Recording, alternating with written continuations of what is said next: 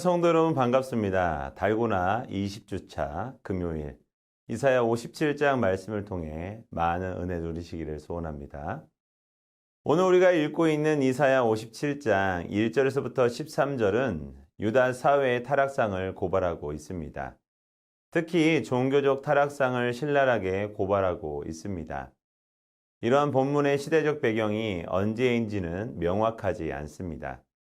본문에서 고발하는 것과 같이 유다 사회가 극심하게 타락한 것은 히스기야의 선왕이 있었던 아하스 때와 히스기야의 계승자였던 므낫세 때입니다.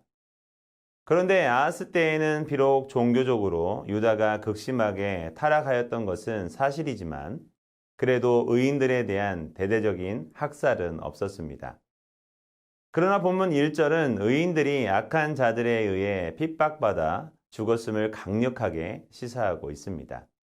따라서 본문의 시대적 배경은 의인들에 대한 대대적인 학살이 있었던 므낫세 때로 보입니다.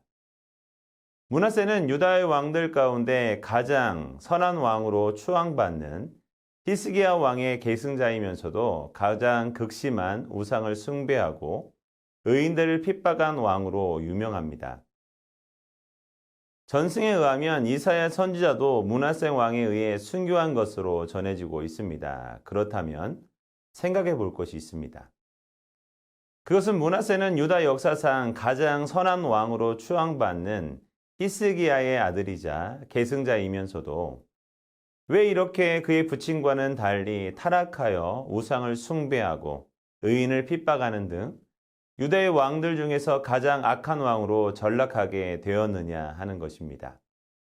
성경은 므낫세가 이렇게 타락한 원인을 말씀하고 있지 않습니다. 하지만 므낫세의 타락의 원인은 의외로 간단합니다. 그것은 바로 그가 인본주의적인 사고에 근거하여 나라의 안위를 보장받으려 하였기 때문입니다. 이스라엘 왕들의 타락의 면면을 살펴보면 타락의 이면에는 하나님을 배제하고 자신들의 뜻과 방법으로 나라의 안위를 보장받으려고 하는 인본주의적인 사고를 소유하고 있었던 것입니다. 므낫세는 부친 히스기야가 왕으로 있을 때부터 유다의 위기를 알고 있었습니다. 히스기야 때의 유다 열방 가운데서 정치적으로 매우 고립되어 있었고 그로 말미암아 큰 위기를 겪어야 했습니다. 그러나 히스기야는 그러한 위기를 오직 하나님만 의지함으로 극복할 수 있었습니다. 히스기야의 관점으로 보면 유다가 이방 나라의 침공으로부터 구원을 받을 수 있었던 것은 하나님의 은혜로운 보호와 역사가 있었기 때문이었습니다. 하지만 므낫세의 생각은 달랐습니다. 그는 유다가 위기를 겪는 것은 열방 가운데서 정치적으로 고립되어 있기 때문이라 생각하였습니다. 그리고 유다가 그처럼 정치적으로 고립된 것은 여호와만을 유일신으로 섬기는 폐쇄적인 여호와 신앙 때문이라고 생각하였습니다. 그리고 생각이 거기에 이르자 그는 왕위에 오르자마자 유다의 정치적 고립을 탈피하기 위하여 여호와 신앙을 버리고 이방의 우상 종교를 도입하게 되었던 것입니다. 그가 얼마나 우상 숭배에 몰두하였는지는 그의 부친이 헐어버린 우상의 산당과 제단을 다시 세우는가 하면 하나님의 성전에도 우상을 위한 제단을 건립하였습니다. 또 전국의 산과 계곡 곳곳에도 우상의 제단을 세우고 심지어는 사람을 우상에게 바치는 인신 제사를 행하기도 하였습니다. 결국 이러한 사실은 자신의 삶에서 하나님을 배제하려는 인본주의적 사고가 타락의 첩경이며 온갖 죄와 악행의 도화선이라는 것을 잘 보여줍니다. 성도 여러분, 인류 죽음이라는 비극을 가져오게 된 아담과 하와가 타락하게 된 이유가 무엇 때문입니까?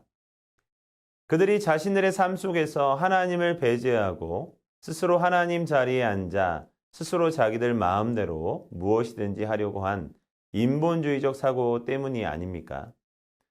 또 오늘날 이 세상이 이렇게 타락하고 부패한 이유가 무엇 때문입니까? 다 하나님을 두려운 줄 모르고 자기 소견에 옳은 대로 행하기 때문입니다. 타락한 인간이 중심이 되는 세상을 만들려고 하니까 자연히 세상은 타락하고 부패한 길로 가게 되는 것입니다. 사랑하는 성도 여러분, 우리는 우리의 삶의 주인이 누구이며 무엇의 근거에 우리의 삶의 기초를 다지고 무엇으로 인생을 세워야 할지 바르게 정립해야 합니다.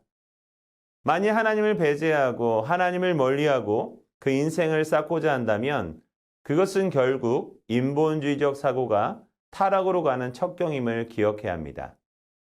언제나 하나님을 우리의 인생의 주인으로 모시고 하나님의 뜻의 근거에 살아갈 때 가장 복된 인생이 될 수 있는 것입니다. 기도하겠습니다. 전능하신 하나님 아버지, 내 마음을 다하고 내 목숨을 다하고 뜻을 다하여 하나님만을 섬기기를 원합니다.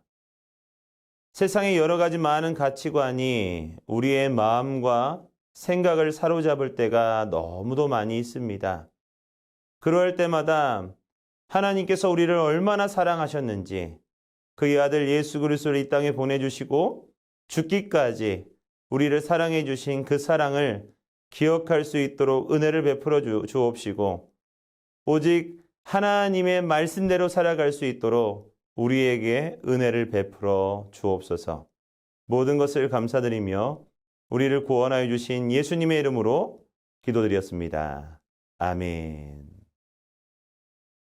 오늘도 수고 많으셨습니다. 감사합니다.